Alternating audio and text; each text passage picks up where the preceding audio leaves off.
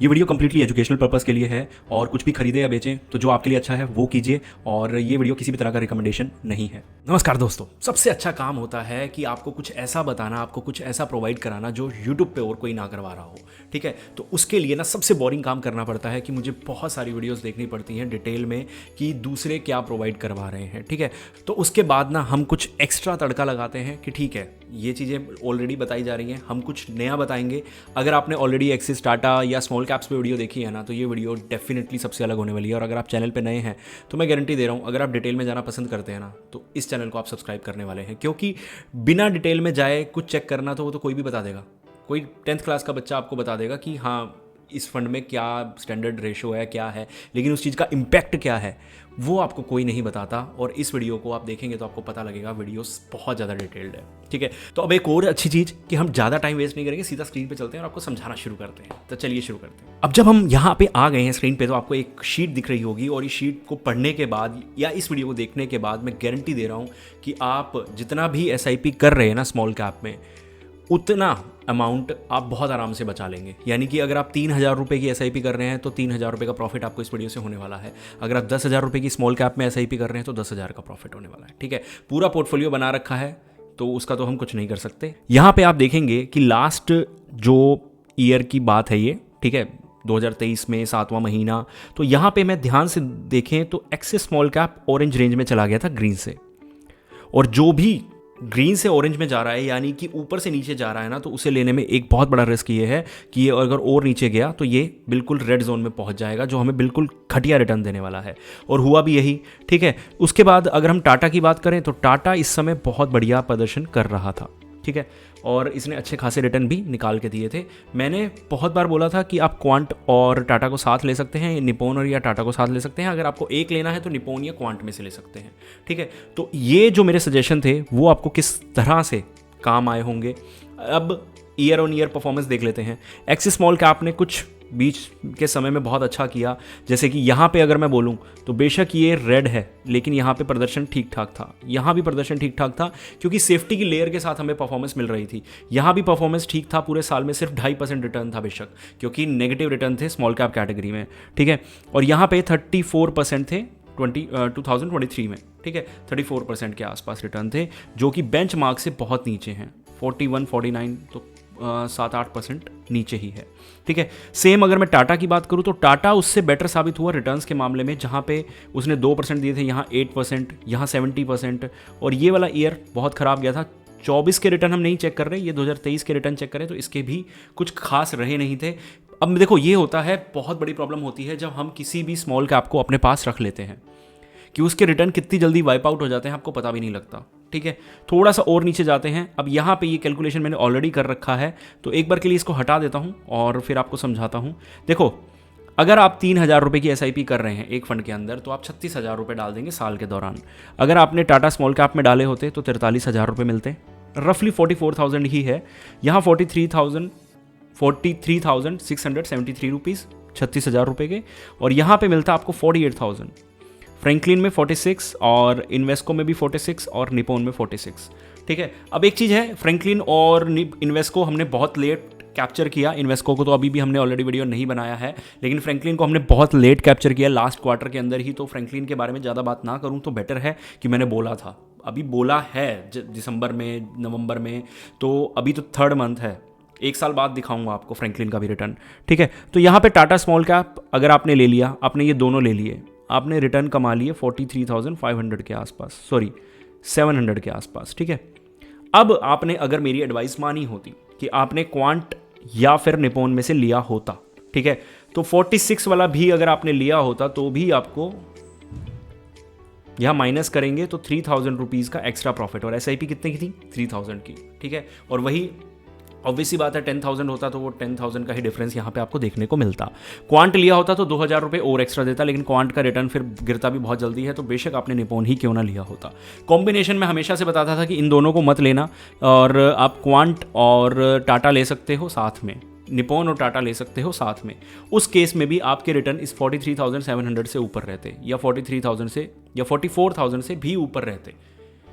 और वहाँ पे आपको एक सेफ्टी भी मिल जाती जो टाटा प्रोवाइड करा रहा है। अब यहाँ पे क्या हुआ, टाटा और एक्सिस दोनों सेम फंड थे, दोनों बहुत ज़्यादा सेफ्टी पे फोकस करते हैं, तो आपने सेफ्टी वाले फंड ले लिए, इसलिए यहाँ पे आपने ये चीज़ गवा दी कि आपकी रिटर्न स्मॉल कैप बेंचमार्क से भी नीचे हैं।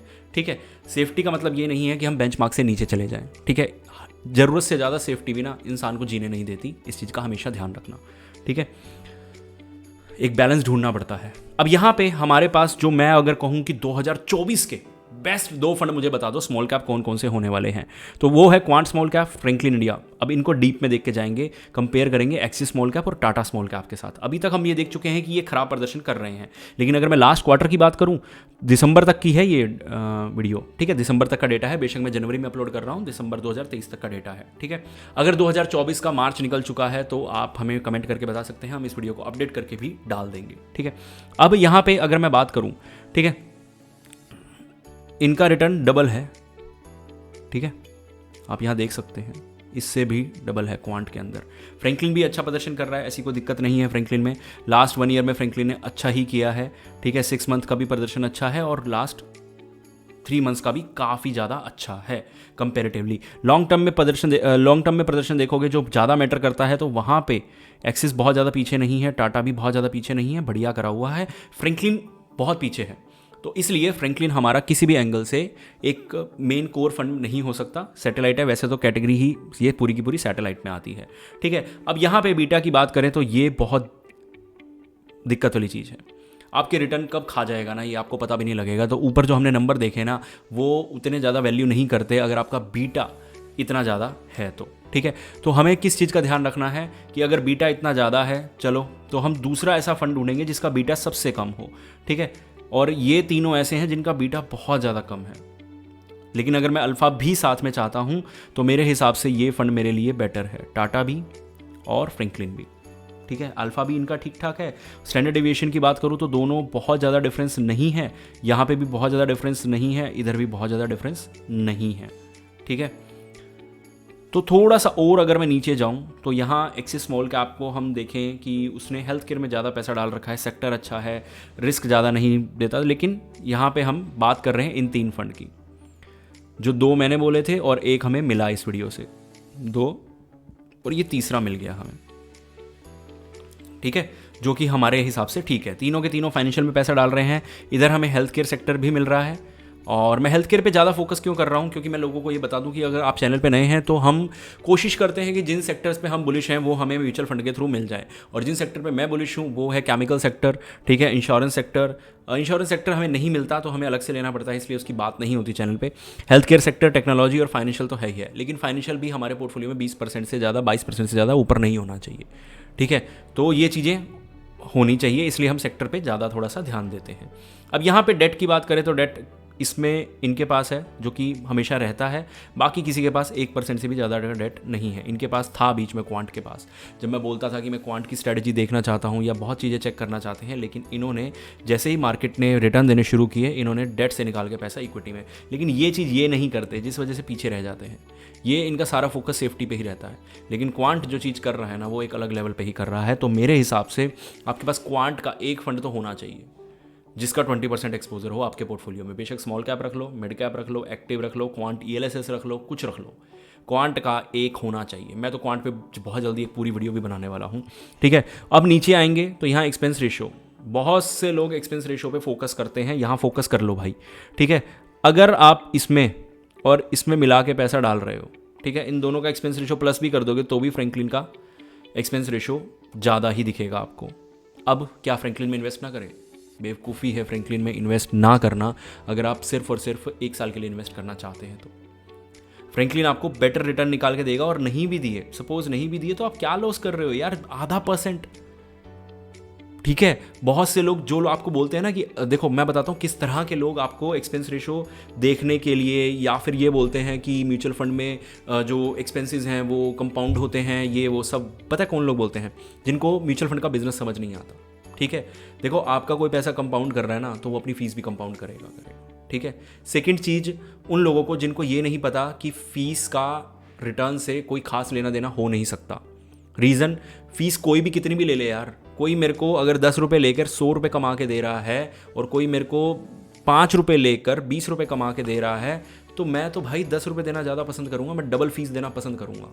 क्यों? मुझे पता है इन दी एंड रिटर्न, ठीक है मैंने 20 और 100 का जो एग्जाम्पल लिया वो बहुत ज़्यादा ठीक नहीं है, लेकिन स्टिल अगर कोई ₹10 लेकर ज़्यादा रिटर्न निकाल के दे रहा है आपको ₹5 की बजाय, तो आप वो ₹5 पे फोकस नहीं करोगे, आप जो उसमें एक्स्ट्रा रिटर्न आए ना उस पर फोकस करोगे। जब तक वो एक्स्ट्रा रिटर्न ₹10, ₹15, ₹20 भी होगा ना, तो भी आप एक्स्ट्रा ₹5 दे दोगे। तो इस चीज़ पे फोकस किया करो, ठीक है। बाकी होपफुली आपको वीडियो समझ आ गई होगी। अगर नहीं समझ आई तो वीडियो का सार बता देता हूँ फटाफट से 3 चीज़ों के अंदर। देखो, सबसे पहले 3 फंड बहुत अच्छे हैं, टाटा भी ठीक है, एक्सिस अभी अंडर परफॉर्म कर रहा है, हमें एक्सिस से थोड़ा दूर रहना चाहिए।